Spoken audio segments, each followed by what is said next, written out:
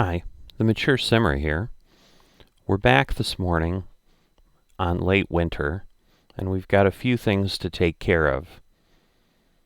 First off, FSN did an update and changed some mods. So what that means is we're going to have to go ahead and update our maintenance files.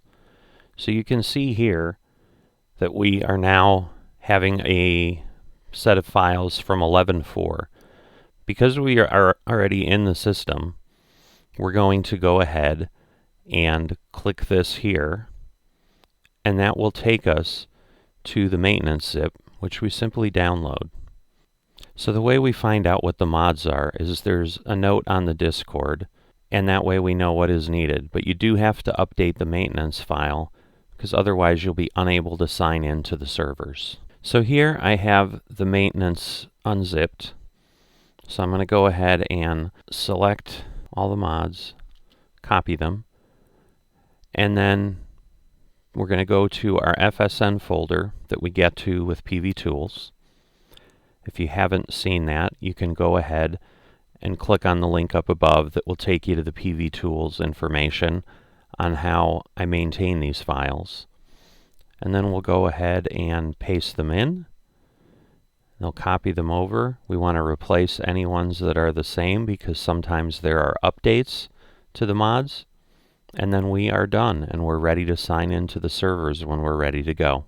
Okay, so the next thing we're going to check is the customs contract was completed for the canola that we put in place. So I'm going to go ahead and go to the resource exchange and warehouses. And if you remember, Baku is our warehouse, and so you can see here we have 753,375 canola.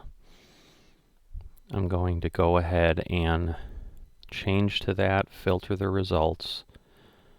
Price has gone down a bit. We were at about 830 when we looked at it, but I'm still going to go ahead and target it at the 820 that I was going to when I saw 830 because the price does fluctuate. So what we do in this case is we do a sell order, and we do 753,375 is what we have, and then we're going to do 820 as the price per thousand. I set it to a minimum purchase quantity of 1, and what this means is people can buy just 1 liter of it at a time.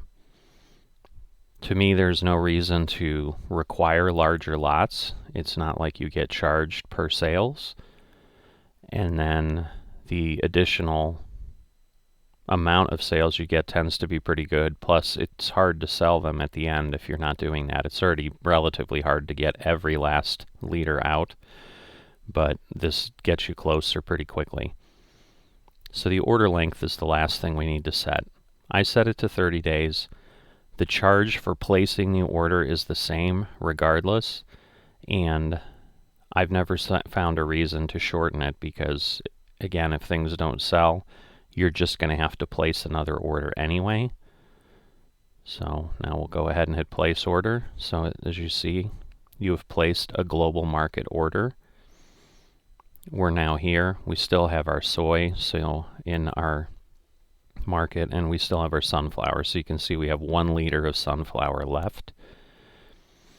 So that's the perfect example. Like we've literally sold everything, and so we'll see. Maybe I'll pop in periodically and show you guys how this goes. But these orders are set to expire basically in a couple weeks, and none of them.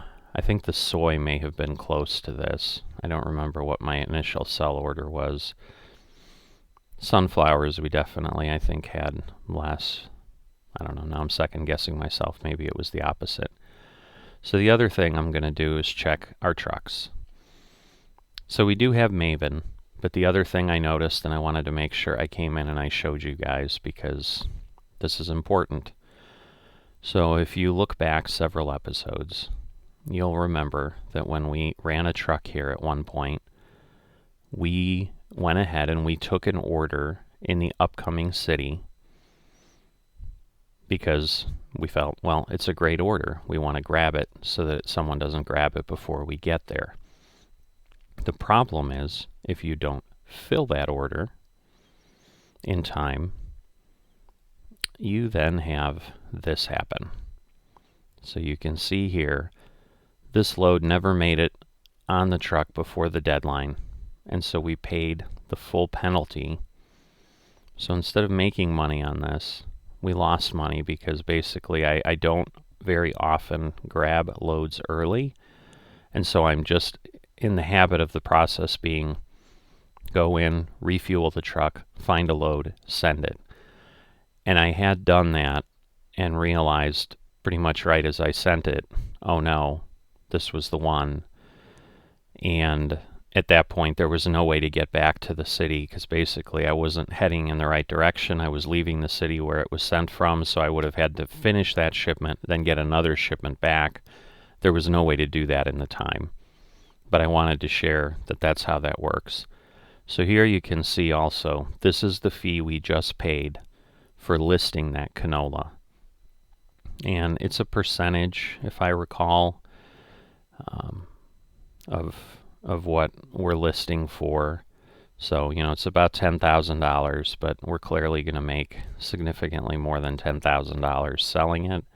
And once again, keep in mind, in-game we could get maybe $625. On the direct sell market, we were at like $697, I think. So this is still a premium of $120 per thousand, and we've got $753,000. So you can do the math of 753 times 120. It's more than $10,000. So this is why I do things on the resource exchange in a lot of cases. Oh, it looks like we're collecting turkeys now. So that's something they do periodically. We were collecting pumpkins in October.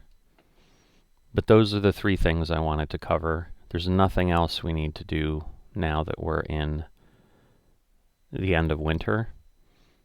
So I will see you guys later. Mature Simmer signing out.